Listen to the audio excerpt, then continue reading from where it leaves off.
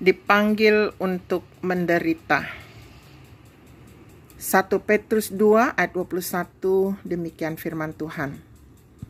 Sebab untuk itulah kamu dipanggil, karena Kristus pun telah menderita untuk kamu dan telah meninggalkan teladan bagimu, supaya kamu mengikuti jejaknya. Pembacaan diambil dari 1 Petrus 2 ayat yang ke-19 sampai 25. Demikian firman Tuhan. Sebab adalah kasih karunia jika seorang karena sadar akan kehendak Allah menanggung penderitaan yang tidak harus ia tanggung. Sebab dapatkah disebut pujian jika kamu menderita pukulan karena kamu berbuat dosa? Tapi jika kamu berbuat baik dan karena itu kamu harus menderita, maka itu adalah kasih karunia.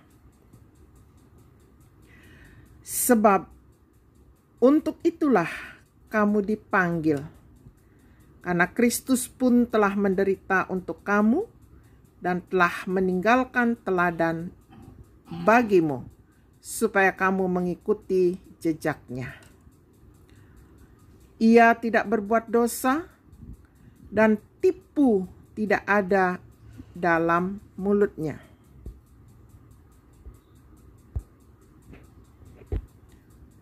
Ketika ia dicaci maki, ia tidak membalas dengan mencaci maki.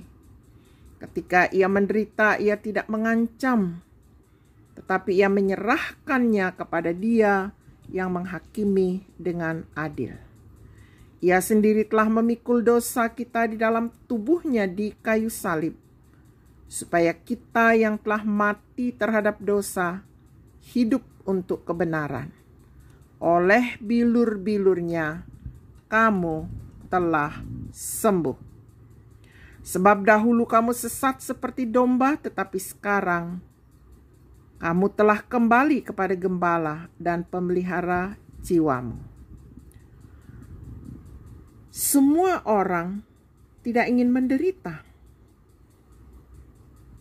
Saudaraku, Anda juga demikian, bukan? Kita ingin hidup bahagia selamanya seperti dalam cerita dongeng. Demikian juga dengan Tuhan ketika menciptakan kita di dalam Taman Eden. Ia menginginkan manusia untuk bahagia. Namun dosa telah menyebabkan kita hidup dalam dunia yang tidak sempurna. Oleh karena itu ada begitu banyak penderitaan di dalam dunia ini.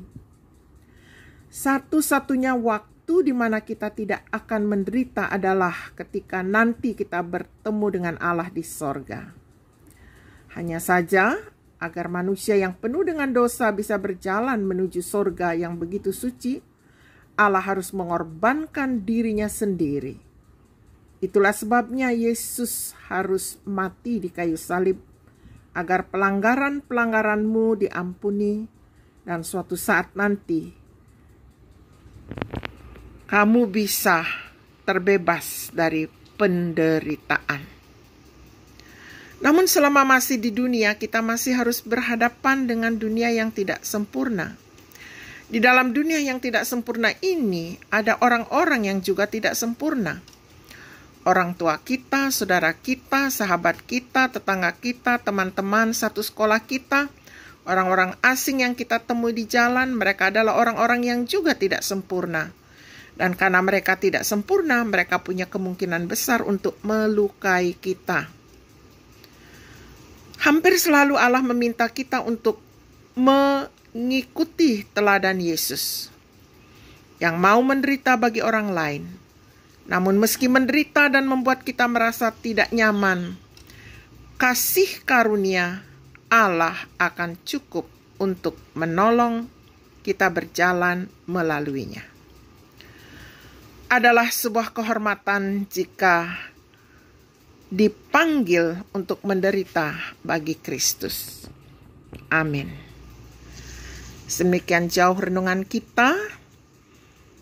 Kiranya Tuhan menolong kita ketika kita menghadapi penderitaan, bukan karena kesalahan. Itu adalah sebuah kehormatan yang Allah beri bagi kita. Kita pasti menderita di dunia ini karena dosa sudah masuk ke dalamnya. Tetapi di dalam Yesus kita memiliki kekuatan untuk melewatinya. Mari kita berdoa. Tuhan, penderitaan ini ingin kami lewati. Kami tidak mau berjalan di atasnya. Tapi karena Engkau memberikan kami contoh dan teladan bahwa dengan penderitaanmu, kami bisa masuk surga. Dengan penderitaanmu terbuka jalan keselamatan bagi kami. Tolonglah kami ya Tuhan, agar kami dapat mengikuti teladan-Mu dan berjalan bersama dengan Engkau, melewati semua penderitaan yang harus menjadi bahagian kami untuk kami lewati. Terima kasih Tuhan, dalam nama Tuhan Yesus kami mohon pertolongan-Mu. Amin.